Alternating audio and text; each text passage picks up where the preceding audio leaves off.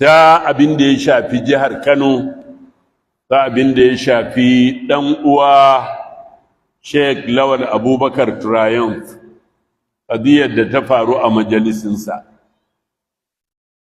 Duk wannan kace na can da ya taso kan abu ɗaya ne asalan.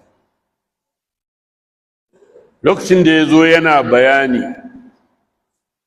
duk shekara masu maulidi in sun zo, sai a rika faɗin wasu abubuwa da ya shafi annabi Muhammad sallallahu alaihi wasallam.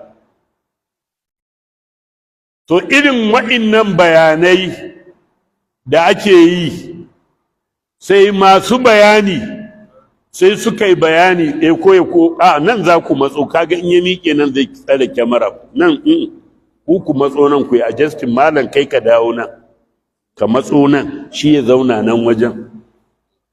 An shi ne hikimar abin da muka faɗi da su. Sai aka ce an haifi annabi sallallahu alaihi wasallam da kaciya, an haifi annabi sallallahu alaihi wasallam da tozali.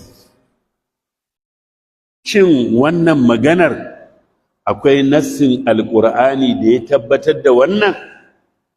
Amsa a nan babu.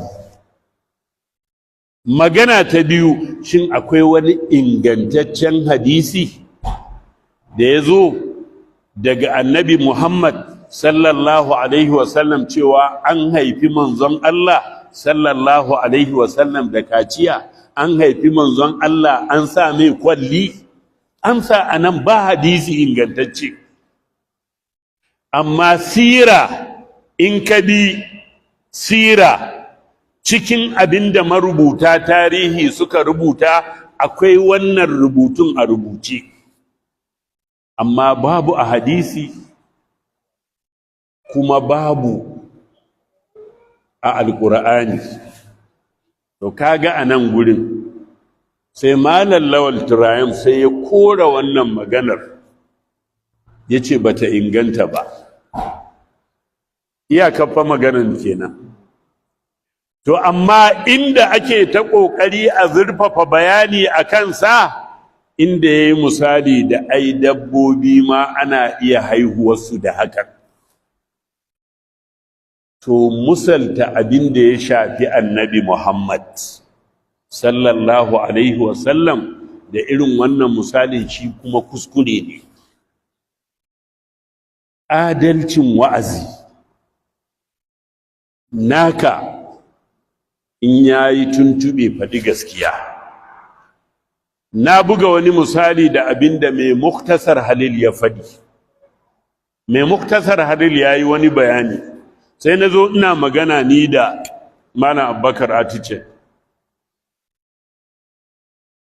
sai na ce mashi da Allah gafara, a'a saboda kyamara bi ta baya, sai na ce mashi da Allah gafara can.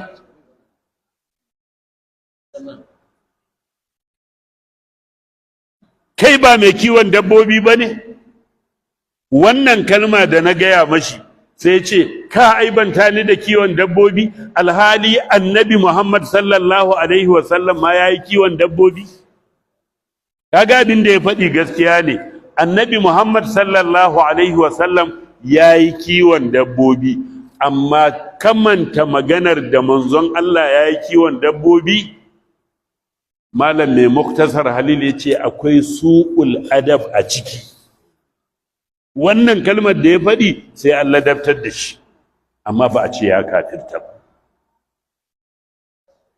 To ya za a yi ire-iren wa'innan kalmomin malamai masu wa'azi da karantarwa dole mu ma sai mun yi taka tsantsan a kansu. Abu na biyu, a maganar da ne a baya sai na ce kuma mu labari ya zo mana. Labari ya tamilu as-sidqa wal kadhib, kamar yadda malaman balaga suka faɗi. In aka faɗi labari yana iya zama gaskiya, yana iya zama ƙarya. Labarin da ke yawo a kunnuwanmu cewar gwamnatin jihar Kano ta yanzu ƙarƙashin jagorancin mai girma gwamna injiniya Abba Kabir a lokacin da suna neman ƙuri'ar jama'a, mutanen Abdul Jabbar sun zo sun nemi goyon bayan mutanen Abdul Jabbar. Mutanen Abdul Jabbar suka ce za mu goya maku baya 100%, amma da sharaɗin kun kafa gwamnati za ku fito mana da malaminmu. Suka amsa kwaɗayin ƙuri'a. To, tun da aka kafa gwamnatin, wannan fa labari ne, ya inganta bai inganta ba, wallahu alamu. Ya inganta bai inganta ba, wallahu alam. Kullum sai su ɗan tuntuɓe su, ina alƙawarin da ke tsakaninmu da ku. To sai aka samu wannan maganar ta Malam Lawal Tirayon, aka ce yawwa faɗuwa ta zo daidai zama, bari a kambama wannan maganar ta Malam Lawal Tirayon. To idan aka kamba mata aka ce shi ma ya yi laifi, ya yi su'ul adab, ya yi maganar da ta shafi manzon Allah sallallahu alaihi wasallam, sai a ce to sai a haɗa gaba ɗaya kes ɗin a saki Malam Abdul Jabbar a yi haƙuri. Kai baka san wannan siyasar ba.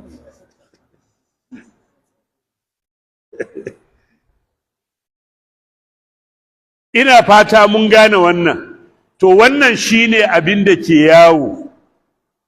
To ita wannan majalisa ta shura da kake magana, ai ita ce wancan hukuncin, kuma su aka gayyato suka yi wannan.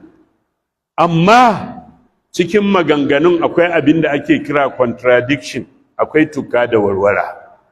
Kaga cikin bayanan da na ji kana yi ɗazu, ba wannan kwamiti ba ne suka ce sun dakatar da Malam Lawal Tirayon daga yin wa'azi.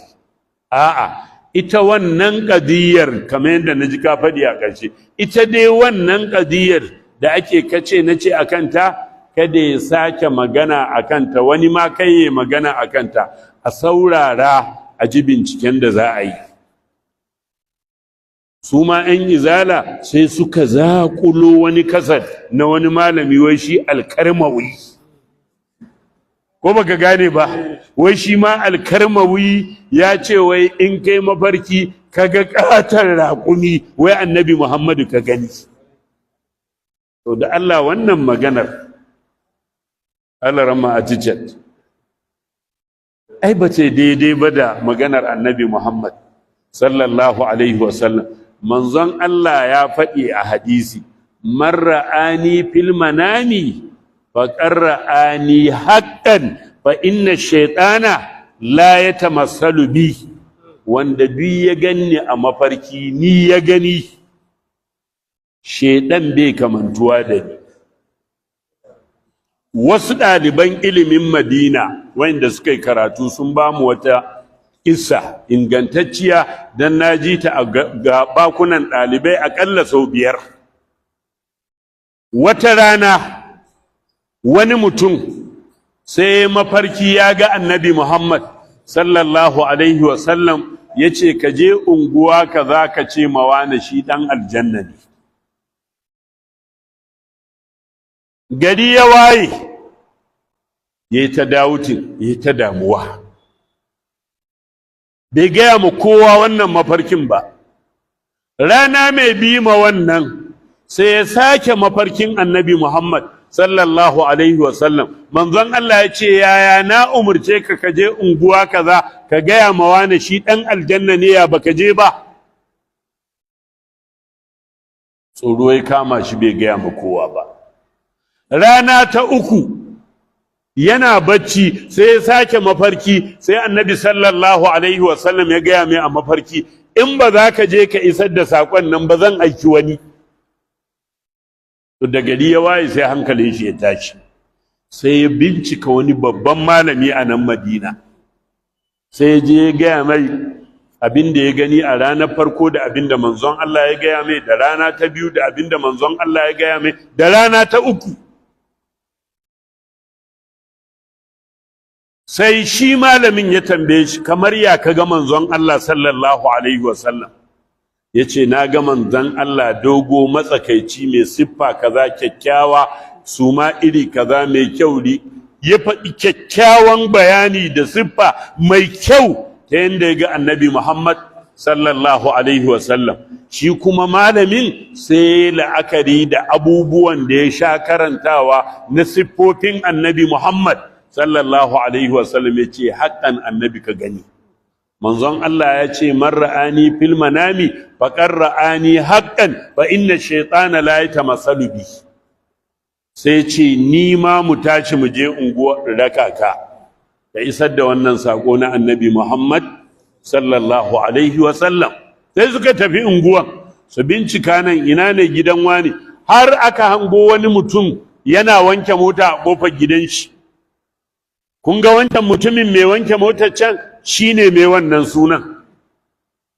Suka matsa kusa da shi, da suka zo suka gan shi da askakken gemu kamar budurwa, misali ne, ku yi haƙuri.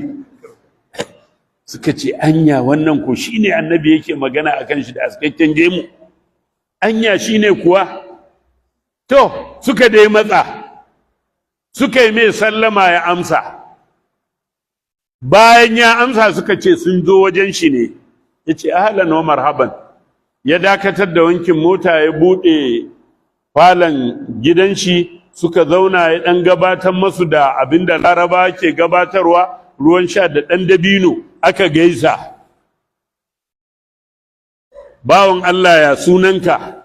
Ya faɗi sunan shi. Suka ga yayi daidai da sunan da wannan mutum ya faɗi ya ji a mafarki.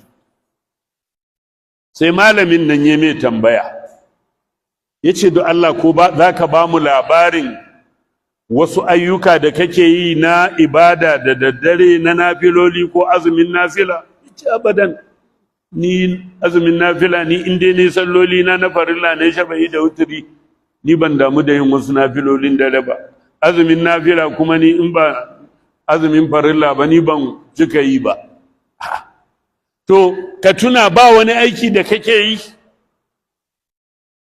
Ya ɗan yi shiru lahaza, can sai ce, to, akwai dai wani makwabci na nan da Allah ya anshi ran shi, ba daɗewa, yana da ‘ya'ya guda 3 da ya bari, kuma shi talaka ne, ba yi da wasu waɗanda za su ci gaba da ɗaukar nauyin ‘yan uwan da matar tashi ma. To sai ne alkawari cikin albashi na raba 2, duk wata ina ba su rabi, suna ɗaukar ɗawainiyar hidimomin gidansu, haka kuma ina ɗaukar nauyin kuɗin makarantansu da uniform ɗinsu da littattafai da komai. Ni in ban da wannan aikin ba wani aiki da na san ina yi. Sai malamin nan kawai ya rika girgiza kai, ya ce, sadaka rasulullahi sallallahu alaihi wasallam. Manzon Allah ya yi gaskiya. Annabi sallallahu alaihi wasallam ya ce, ana wa kafilul yatim, ni da wanda yake ɗaukan nauyin taimakon maraya, haka muke a gidan aljanna, ga gidana ga gidan shi. Sai wannan malami ya yi amfani da wannan hadisi, ya inganta wannan mafarki, ya inganta wannan magana, ya tabbatar da matsayin wannan mutumin. Sannan suka gaya mai saƙon da annabi sallallahu alaihi wasallam ya ce a faɗi mai. Ashe kula da marayu ne da yake yi. A nan abin da ya sa na goya wannan ƙissar da wannan, saboda ba zai yiwu ba wani mutum ya zo ya faɗi ainihin siffar annabi sallallahu alaihi wasallam ya siffanta manzon Allah da raƙumi. Ina fata mun fahimci wannan. Sai su ma ahlus sunna wal jama'a ‘yan izala he suka zaƙulo wannan kasar ɗin na alkarmawi, suka ce to ya kamata a kai ma wannan majalisa ta shura ta ɗan ƙara duba wannan maganar ta gani, shi ma an duba ya za a yi akan maganar. Koko sai aka ce ai ga wani mutum ma shi ma ya yi wa'azi, wani shehi ya ce ya fi annabi Muhammad sallallahu alaihi wasallam ɗaukaka. A'a, kamar yaya? Ya ce wai ɗimbin mutane miliyan kaza suka musulunta ta hannun shi. Nabi Muhammad sallallahu alaihi wasallam ai wa'inda ma suka musulunta a hannun shi ‘yan cikin cokali ne. Kai, manzon Allah ɗin Muhammadun Rasulullah. Wallazina ma'ahu. على الكفار رحماء بينهم يا سبسو تراهم ركعا سجدا يبتغون فضلا من الله ورضوانا نعم سيماهم في وجوههم من أثر السجود ذلك مثلهم في التوراة ديناكما ومثلهم في الإنجيل كزرع أخرج شطأه فاستغلظ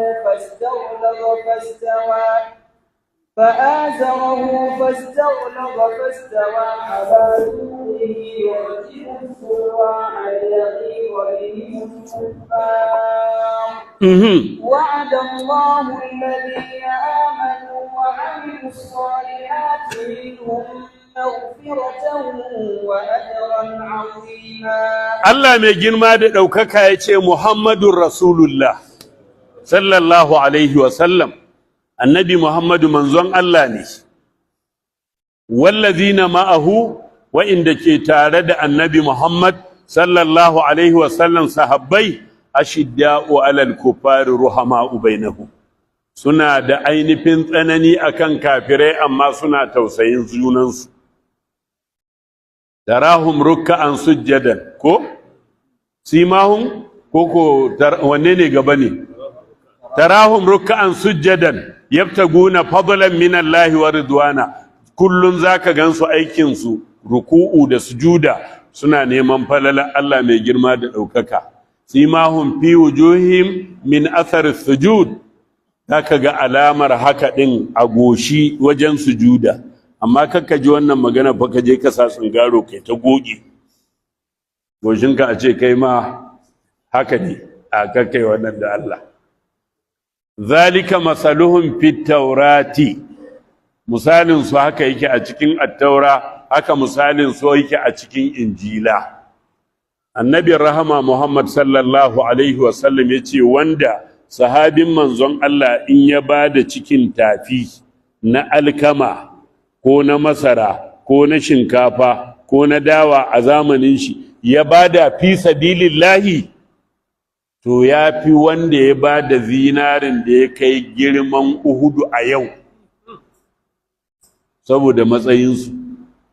To ba kaga su kenan ma ba manzon Allah sallallahu alaihi wasallam ba, kai karan kadami ka zo ka je kafi annabi Muhammad. Wato shi yasa nake yaba ma farfeso Ibrahim Mukarrir Sa'id. Na ga wani clip na shi jiya yana cewa yaushe mutane, wato yana magana akan 'yan izala da wasu cikin mutanen ɗariƙa suke ce ma 'yan izala ba sa son annabi. Ya ce yaushe mutumin da zai binciken hadisin annabi Muhammad sallallahu alaihi wasallam ya tantance kyakkyawa da wanda ba kyakkyawa ba, yayi kaza yayi kaza, yazo zai fara wa'azi ya fara da salatin manzon Allah ya kare yayi ma annabi salati, sannan kawai dan akwai bambancin fahimta tsakaninka da shi ka zo ka ce wai baya son annabi. Wannan shine adalci na da'awa.